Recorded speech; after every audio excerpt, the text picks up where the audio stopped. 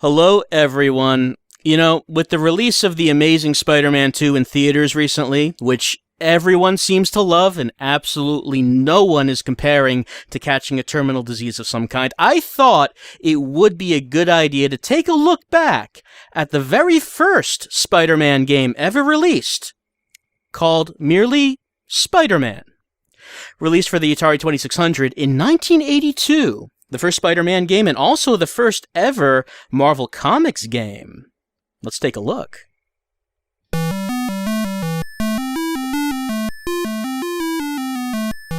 That lovingly rendered Spider-Man theme. You recognize the one, right? Alright, so this is how we play. We go up the building as Spider-Man. This is how we... You know, Spider-Man does not climb the walls of buildings, which is a common misconception. Rather, what Spider-Man does is he uses his webs to move around. As you can see that we're doing right now. We're going up the... There's the Green Goblin. He's saying hi. How you doing? He's in a good mood. Just passing by. Unfortunately, Spider-Man has to foil his plans. His plans involve this green thing, which is called a super bomb.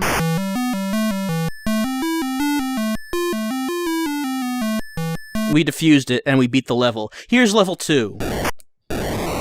It's red. Aside from that, there's not much difference. Well, it is a different height. The Green Goblin is faster, and our web fluid will go down at a different speed. Those are the only differences in these levels, it seems. Now, you might be wondering, who are these people in these windows that Spider-Man is capturing? They're criminals. That's all you need to know.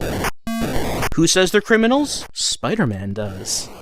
Spider-Man is the judge, jury, and executioner of these men. Well, at least that's what the manual says.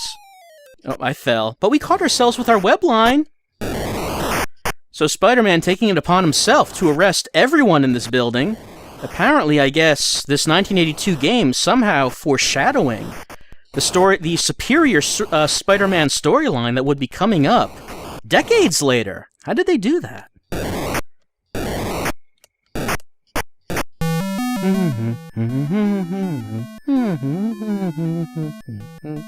Can't get enough of that song. Level 3, it's yellow again. Maybe that's not fair.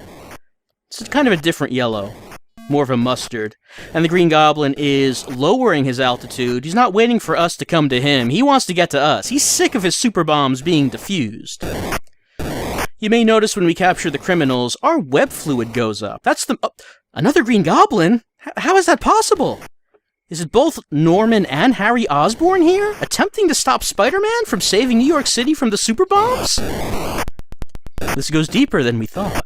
Yeah, the meter in the lower right-hand corner is our web fluid. Third Green Goblin? But that's impossible. How can such a thing be? Well, we can't think about that now. We have to defuse this bomb. It's very easy to fall off the scaffolding. We gotta get to one side so we have enough time to evade the Green Goblin before he comes back. We just have to hit that little square in the center of the bomb, and... almost out of web fluid. I just barely did it. So, the next building is white. It's white. So, they were capturing these criminals, and by doing so... Oh, that's not where I wanted to put that web. Spider-Man broke every bone in his body because he was not able to shoot his web correctly. Like I said, you may wonder why we're getting web fluid recharged when we capture these criminals. But what did you think Spider-Man's web fluid was made out of? Huh? That's right. And you know what the most horrifying thing is? When Spider-Man is portrayed as having organic web shooters, his web fluid is made out of the same thing. I almost made it. Getting bombs recharges some of our web fluid, but that was not nearly enough. Okay, I ran out of web fluid, which means we die instantly, just like in the comics. I like how the buildings are drawn in such a way that you might imagine that they were drawn by a 5-year-old. With all of the, just a grid of windows. And at the bottom, on the first floor, is an enormous rectangular door right dead in the middle. I mean, there wasn't a whole lot of room for artistry back in the 2600 days. It was just a lot of programmer art, which was difficult in itself. I'm not trying to downplay it. But still, this building is totally what a 5-year-old would have drawn. And in this level, this is what a 5-year-old would have colored it, too. New York City getting very sassy with its building colors.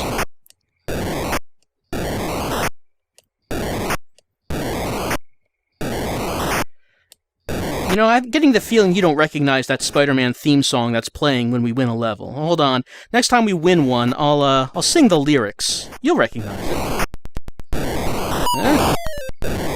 If we win another one. Things are looking tight for Spider. Oh, we have no more lives, and we're almost out of web fluid. I gotta try to get some more by capturing criminals. And turning... oh no. Oh no. Oh, Peter. Things just don't go right for Spider-Man. Okay, hold on. Spider-Man, oh Spider-Man, Spider-Man, oh Spider-Man, does whatever a spider can't... See, it fits perfectly! I don't know why you didn't recognize that song.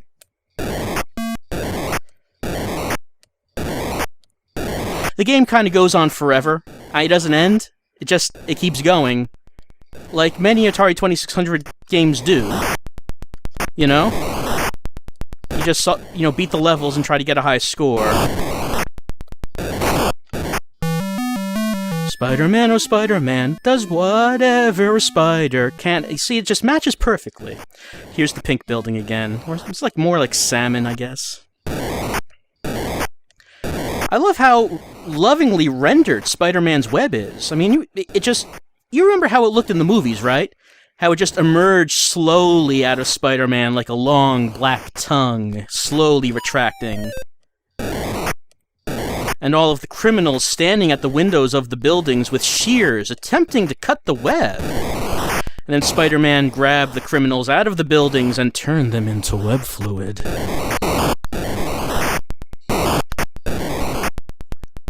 I also like how, you use your imagination when playing Atari 2600 games. I mean, really, the Green Goblin in this game could be anyone. Any Spider-Man villain. Just use your imagination. Ah. Almost had that. Don't think I'm gonna get it this time, though. Unless I get some criminals. I played this game a lot as a kid. And I have to wonder why. I kind of thought that maybe if I played long enough there would be some kind of ending, some kind of resolution. I guess I knew in my heart there wouldn't be. But I had hope. You just gotta hope that things will turn out in the end. Turn out okay. Spider-Man just can't spend eternity climbing buildings and trying to defuse super bombs. There has to be a conclusion to it.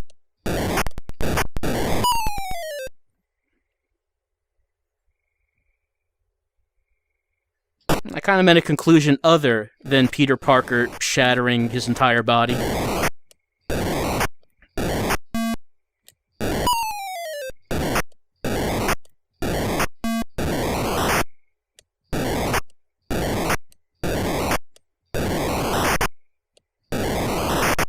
It's just kind of like this, and it never changes. I mean, again, what can we expect from an Atari 2600 game? Still, it would have been nice to just be able to climb the walls without having to use the web. Mr. Osborn, you killed all those people on that balcony.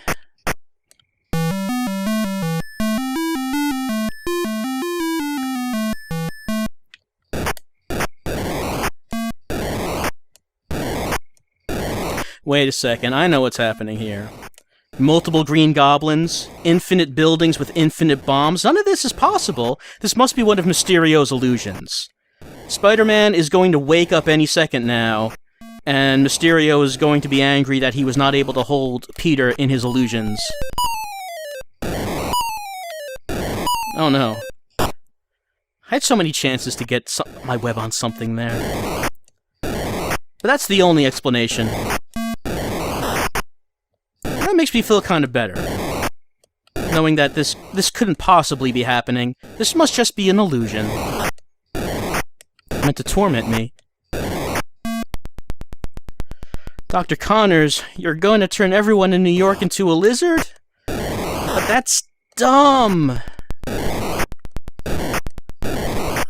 Pro Spider-Man skills, getting my web on the scaffolding. My web can't touch the bomb, or else I will fall. My web can go past the bomb, as long as it doesn't explode. I mean, of course, you know, when I was a little kid, I got this game because I like Spider-Man. I like the Spider-Man comics. I watched, you know, Spider-Man and His Amazing Friends. How was I to know what was awaiting me? It's a Spider-Man video game. How can you go wrong? Turns out you can go wrong. You can go wrong pretty badly.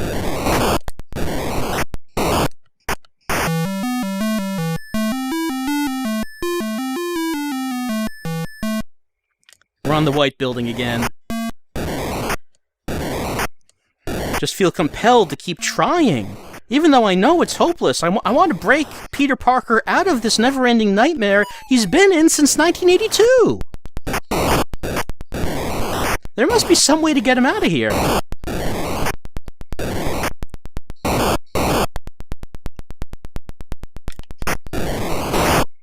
Maybe if I just do well enough and get to the top and not die, maybe Peter will be able to go back to MJ and live happily ever after. But no, that never happens. All that happens is a new building, and now there isn't even MJ to go home to. Marvel decided that marriage never happened.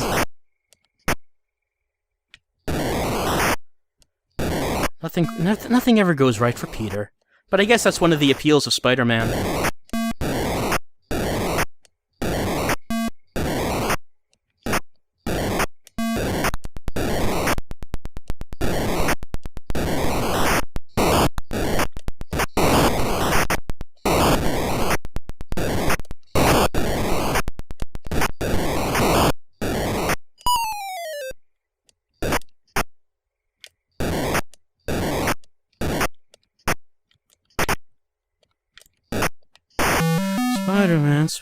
Spider-Man does whatever a spider can.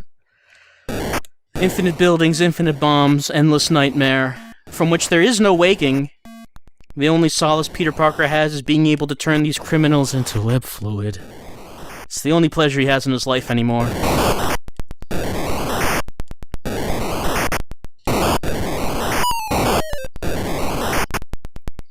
Wonder what was going on in Spider-Man comics in 1982.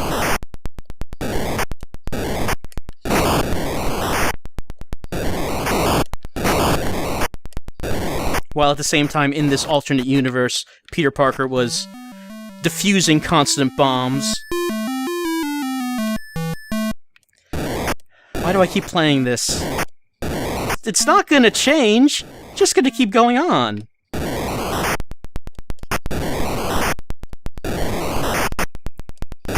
I mean, say what you will about The Amazing Spider-Man 2, I mean, Spider-Man eventually has some kind of conclusion to the story.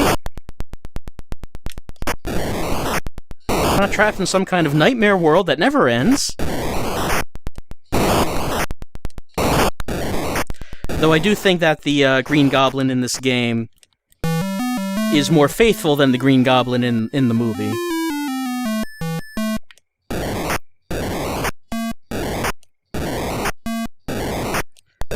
I don't know, at least maybe after like 4 levels have like, I don't know, a little scene where Spider-Man is just standing in the middle of the screen with another character that has what seems to be red hair. I'd get the message. And like they're like little hearts on the screen, maybe? I mean, I know that they couldn't just write out text that said, "You saved New York, congratulations," but that would have been good enough.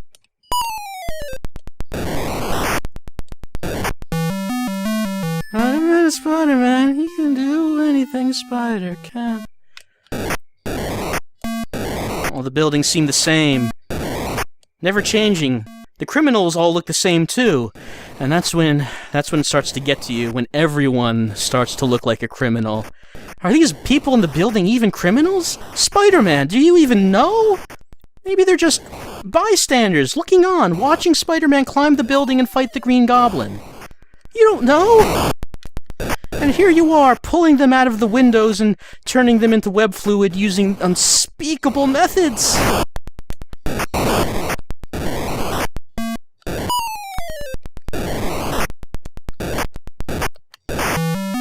Can't believe I'm actually getting this far in the game. What am I talking about? Getting this far? There's no okay. Maybe that's the only way this can end. Maybe this illusion of Mysterios, the idea of it was to provoke Peter Parker into jumping off a building. And maybe he succeeded. Maybe he succeeded. We've been playing this for about 15 minutes. Kind of feels like an hour. You might be wondering how I knew what was going on in this. Like, how did I know that big green thing on the top of the building was a bomb? It actually goes over that in the manual. Why don't we take a look at that right now? Because Atari 2600 games tended to have manuals that explained a lot, because the game itself would not be able to say a whole lot. Let's take a look at it. Okay, here's the manual. You can access this at AtariAge.com, and thanks to them we have scans of this manual that shows us that the game comes from Parker Brothers for Atari and Sears video game systems. So make sure you head to Sears right away to get your copy of Spider-Man. New York City is at the mercy of the Green Goblin. Okay, this is how I knew what the story of Spider-Man was. He booby-trapped the city's skyscrapers, the super bombs. He must save the city now. I'm sorry, Spider-Man, but that's not happening. You'll never actually save the city. He wants to know if he can save the city in time. Oh, Spider-Man, if only there was a way to get across to you that you would be doing this for eternity. The objective of the game is to defuse as many super bombs as possible, and there really isn't anything else. You get points by collecting criminals and bombs, and then you defuse the super bomb, and if we look over at the joystick controllers, that's a number of paragraphs to describe how the controls work, considering that the Atari 2600 joystick was just a stick and one button. That is a lot of words they came up to describe how the controls work. The Green Goblin challenges Spider-Man to stop him, and you can see the Atari 2600 joystick right there. It's one button joystick. There's the building. Super bomb. It's yellow, but all the buildings are like that. Now here's where things get a little disturbing. It says you'll start the game with 3 Spider-Men. The first one is shown on the side of the building, ready to begin the climb to the top. The remaining Spider-Men are shown at the lower left-hand corner of the screen. If we look down, in the web fluid section, at the end of it, it says, if Spider-Man's web fluid runs out, he'll fall. The game then continues with a new Spider-Man. That adds a whole different dimension to the game. It doesn't say that Spider-Man gets a second chance after falling. It says that Spider-Man's dead, and the next player is a new Spider-Man. A duplicate Spider-Man, a clone. So somehow this game that was released in 1982 was predicting the Spider-Man clone saga. Every time you fall and die, he's dead. He doesn't come back. It's a new Spider-Man, someone entirely different. A clone, he thinks he's Spider-Man, he thinks he's Peter Parker. He thinks that he woke up this morning in his apartment, left going web swinging, he's going to come back to MJ that evening. No. The one that eventually comes back is not the one that left in the morning, and no one will ever know. It mentions on the right-hand side scaling the building. It says Spider-Man can capture the criminals by crossing his body over them. For every criminal captured, you earn 30 points, and Spider-Man gets more web fluid. It won't get into how. This is a children's game, after all. Then it tells us about how we defuse the super bomb and how we confront the Green Goblin, or whoever it is you want to imagine that is. Apparently, the super bomb can have a timer started if we mess around too long and capture criminals and bombs. It says that the Green Goblin has a secret limit on how many he'll let Spider-Man capture, but he will not tell you what those are. If Spider-Man crosses the line, the Green Goblin will start the timer. I've never actually seen that timer start up. And it says the super bomb will explode, but I can't even imagine that an explosion animation is even in this game. Probably Spider-Man just falls off the building, as he always does. And look at the bottom of the approaching the super bomb paragraph. It says, the last sentence, shoot another web fast, or you'll lose this Spider-Man. This Spider-Man. There is more than one. There are duplicates. Such a dark turn this game has taken as we read the manual. It adds so much. His spider sense is tingling, but unfortunately Spider-Man will never know what is causing it to tingle. What is causing it to tingle is him being trapped in some sort of nightmare infinite plot of constantly dying and being replaced by clones only to constantly die again. What nefarious villain has condemned Peter Parker to this hell? Which of his villains would hate him that much to do this to him? See, look at on the left-hand side, the last paragraph. If Spider-Man doesn't defuse the super bomb before it explodes, you'll lose that Spider-Man. However, the action will continue at the base of the same building. With a new Spider-Man. A new Spider-Man. Constantly replacing the old one. Constantly, infinitely repeating the pattern. Climbing up the building. Capturing the criminals. Evading the Green Goblin. Defusing the super bomb. And it's never enough. It's never enough. There's never a finite amount of bombs. There's never a point where Spider-Man can say, I've done okay. I can go home. That's never going to happen. It's not for him. It's never going to happen. It's an analogy to the struggles we have in our everyday lives. Trying to defuse our own personal super bombs.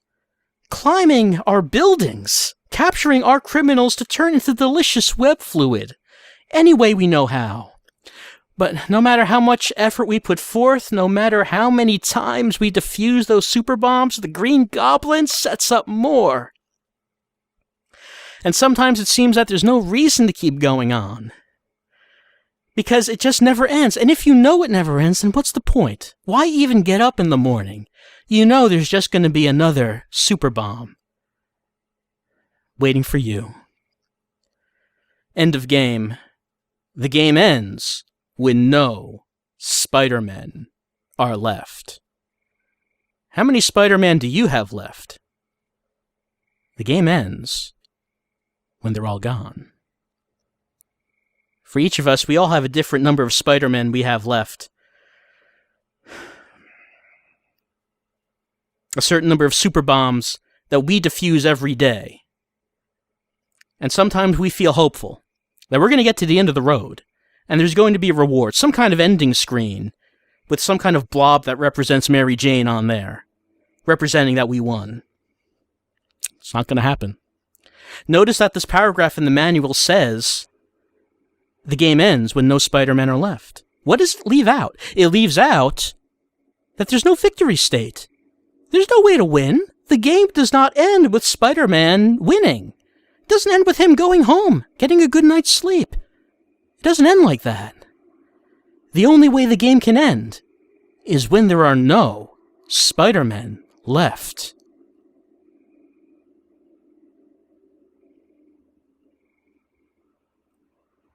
There's a 180-day limited warranty on the game. Parker Brothers guarantees it. It might be expired by now. But as we get to the last page of the manual, we look in the lower left-hand corner, maybe there's hope. Maybe there's reason to keep on going. It says every time we score 10,000 points, you'll get another Spider-Man. So despite the Green Goblin's efforts of planting superbomb after superbomb, of trying to get us to fall off the building and lose all our Spider-Men, if we capture criminals, if we defuse the time bombs and the super bombs, we'll get another Spider-Man. Oh, yeah, we'll keep getting Spider-Man. We'll keep getting points, we'll defuse bombs, and no matter how many super bombs the Green Goblin puts in our way, we'll keep getting points, we'll keep getting Spider-Man. And no matter how many times we fall off that building, no matter how many times we fail and feel like we can't get back up, we'll keep going. The game will never end, because we will never run out of Spider-Men.